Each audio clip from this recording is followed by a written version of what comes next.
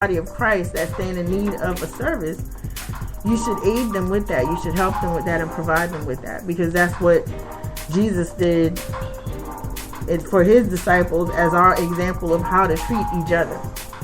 Yeah, that's a good point that you made, because I was sitting there and I was thinking, I was like, Lord, when you were talking about how dirty their feet were, I think that even with that being said, it does not matter how low down a person may be, how dirty they may seem, or how cruddy or whatever the situation may be, that we should provide a service. We should be a servant, provide a word, or provide love, provide provision. Sometimes for people that are that low. Mm-hmm. And sometimes, because it's a saying that people always say all the time, it may be my time now, but it may be your issue tomorrow. Right. It's kind of like, so I think even with that being said, it's more of parables of like foot washing services and stuff like that we talk about, we were joking about, but it's saying providing a service, providing help, providing love, providing nurture, providing care for your brothers and sisters, people that may seem low, they may be dirty, they may be to the bottom of the barrel, but you should be able to provide a service of love and provide a service of care.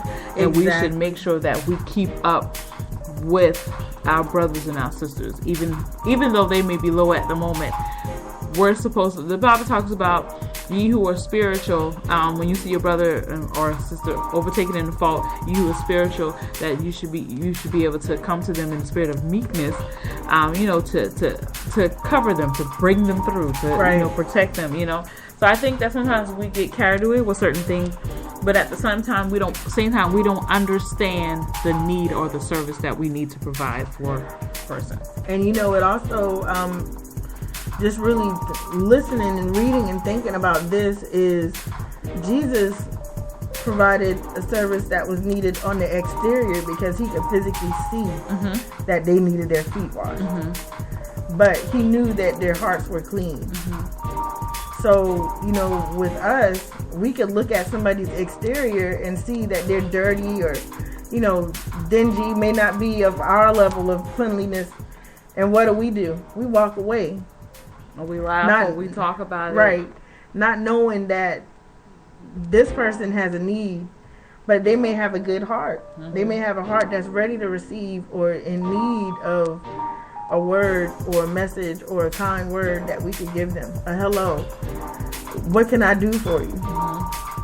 That's why another saying, we can't judge a book by its cover. Yeah. But sometimes people are in a bad place, and so we don't know what they actually possess unless we take the time to spend with them or to cultivate, cover them, love them, speak to them, find out what's going on, because sometimes that place they may be in is very simple, and they just need that simple encouragement or a simple service, to bring them through and to bring them on. So it's like being sensitive in the spirit. Sometimes we gotta just walk with the spirit of discernment. You don't know what people are dealing with nowadays. So sometimes we got to be sensitive into the spirit and not always thinking about ourselves. Right. And if you don't have the spirit of discernment, ask for it. I feel like it's a necessary gift that people need in order to operate in certain auxiliaries in the ministry. And that's just, you need discernment just to operate in life. Because you don't know what's trying to connect with you or what's trying to throw you off track or distract you from certain things.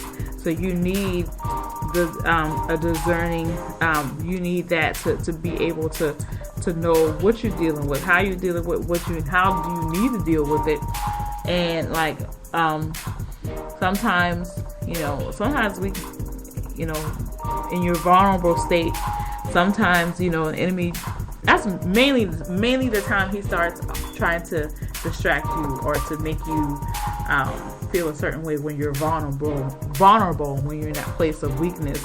He tries to come in and try to deter you. Yeah. So that was a good example. So,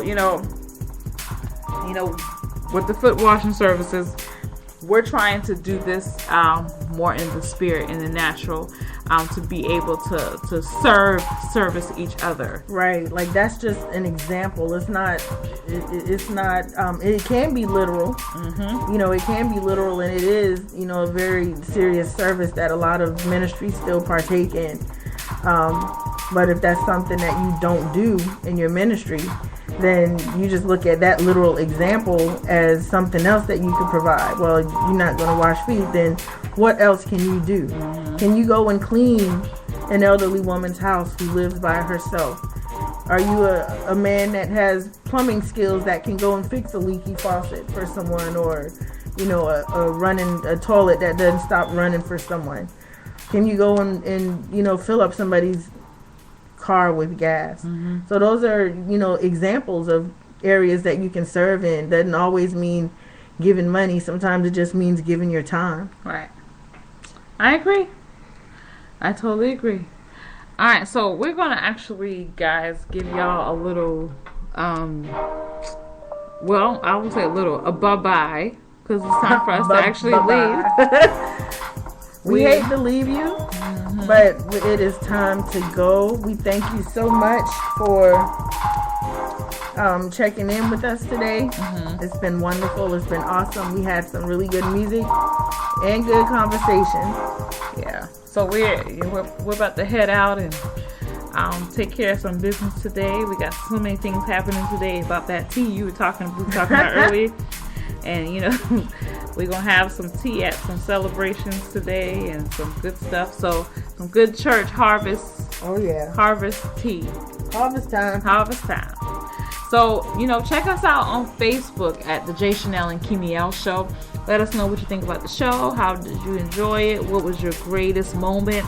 Let us know, let us know what's working well and what's not working well. That is the only way that we can continue to strive for the excellence that we know God has given us. Yeah. So we take this very seriously. This is His gift to us and our gift to you. Yeah, it's a gift. And guys, check us out on Twitter. 2 Radio Sisters. The number 2 Radio Sisters. At the number 2 Radio Sisters on Twitter. Hit us up. Check us out. Even follow us, like our page on Facebook. Follow us on Twitter. I'm about to pop a thing up. And most importantly, tell somebody. Tell your friends. Spread the word. Help us out. We're doing some great things here, and we have some more great things to come. So just make sure that you let everybody know that you spent your Saturday tuning in to the Shennel and Keymiel Show. Yes, hit us up. So also, one more thing. Go to your music submissions. Hit us up at 2radiosistersgmail@gmail.com. Send in those submissions, guys. Send in those invitations. Send in those business requests. Anything you got going on, hit us up, okay? So thank you once again for listening to the Shennel and Keymiel Show. We want you to enjoy your Saturday and check us out on next week. We'll be here, sit with you guys again, listening to some good music and having some good conversations. So make sure that you be blessed, and make sure you check out October 1st.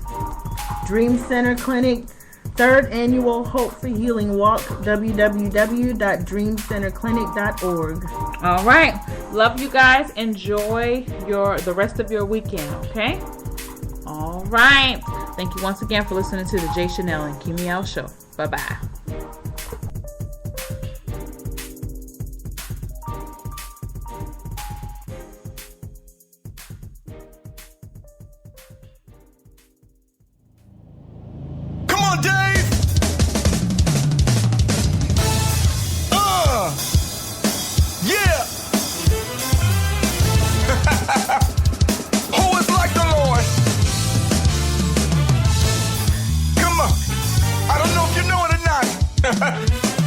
But it's about to go down. Yes, sir.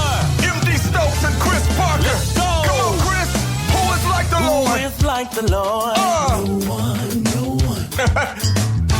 Who is like the Lord? No one. No one, no one. Who is like the Lord? Who is like the Lord? No one, no one. Who is like the Lord? Who is like the Lord? No one.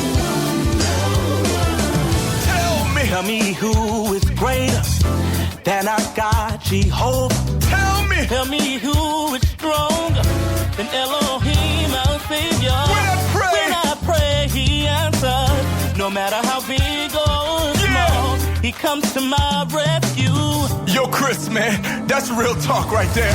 He may not come when I want, but He's always on time. He's always on time. He comforts me when I'm lonely. He's a friend of mine. He's a friend of mine. He's rich in mercy.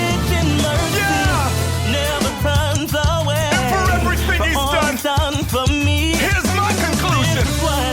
Who is like the Lord? Who is like the Lord? No one. Yeah. Tell me who is like the Lord? No one.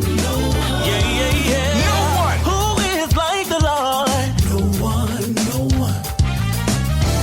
Who is like the Lord? Man, you can search if you want to.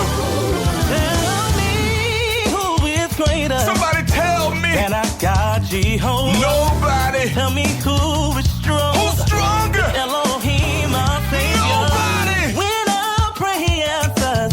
No matter how big or small, it don't even matter. He comes to my rescue. Yo, man, Chris, I'm really feeling this. Oh, He may not come when I want Him, but He's always on time. Come on. He comforts me when I'm lonely. Even when I'm down. He's a friend of mine. Oh, He's rich in mercy. His mercies are new every morning. Turns away for all He's done for me. This is what I can say. There's not a friend like the lowly Jesus.